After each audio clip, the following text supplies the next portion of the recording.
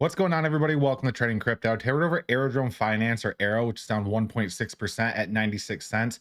Unfortunately, we have broken below that dollar, but we are at a very critical support area right now, according to the Fibonacci, which we will go over in the TA. We had a $520 million market cap with, what do we have here? 540 million coins in circulation out of an infinite. All-time high was 3 months ago at 231. That was a great time. I remember covering that quite frequently around that time. Aerodrome's actually available on quite a few exchanges, if I'm not mistaken. You're on Coinbase, the big boy. You got BitGet, Get.io, obviously Aerodrome itself, and then you got 7 different pages down here you can choose from. So with that, let's get into the price prediction and technical analysis on Aero.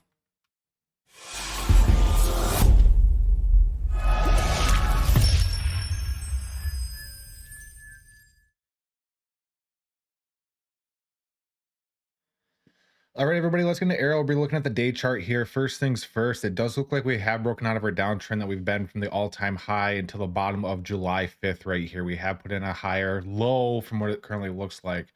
The thing that I want to point out here is the lifelong fib from the high to the low. From the all-time high to the initial launch here on Coinbase, we are above the 382 area at around 94 cents. That is an area we want to maintain for Aero, is we have to stay above 94 cents right now. And I do think we are to be heading down to this general area to be testing it out here pretty soon. Because as you can see on the day chart, the MACD is actually losing its bullish momentum. It has been for the last 4 days. If you look at the RSI is starting to tail down. Now, we haven't put in a lower low yet on this. We haven't really flipped bearish on the MACD. It's just we want to keep eyes on those. And same with the WTX. The WTX is starting to cool off as well. Now, that's on the day chart right here. And this is also on the normal chart. Now, if we go to logarithmic, we'll see a little bit of a different chart here.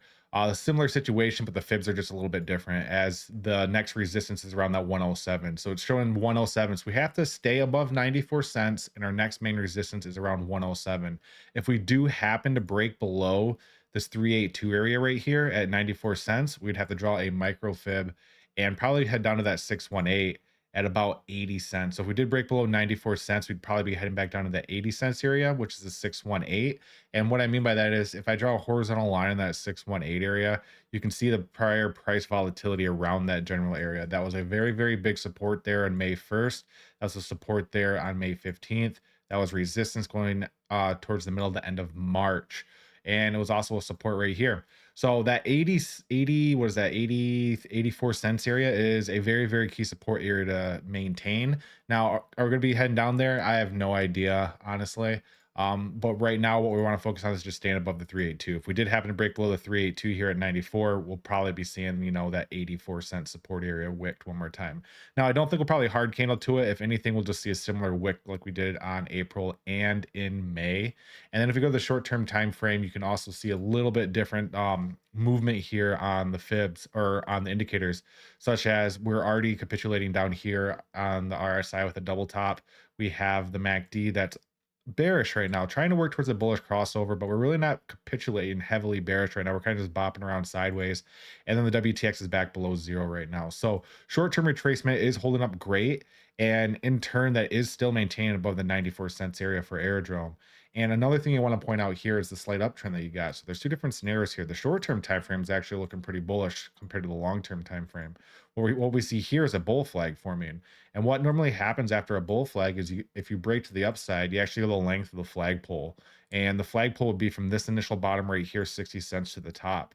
So if we did happen to break out of this of this bull flag, that would be sending us most likely back up to the one, what was that? Was that like 140, which is this prior resistance right here. Now that's a little bit of hopium, but man, aren't we feeling really good about the market right now? Bitcoin's almost at 70,000. So short-term time frame, we'll be monitoring this bull flag play out. The day chart's kind of looking iffy. I would take it by the fibs areas that we talked about at the beginning of the TA. But as of right now, as long as we maintain above 94 cents, there's nothing to worry about. If we break below 94 cents, that's when we have to start worrying. So with that, none of this is financial advice. And if there's any coins you'd like me to chart, you can just send me a super chat in the comments and I'll get to your coin as soon as possible. Thank you.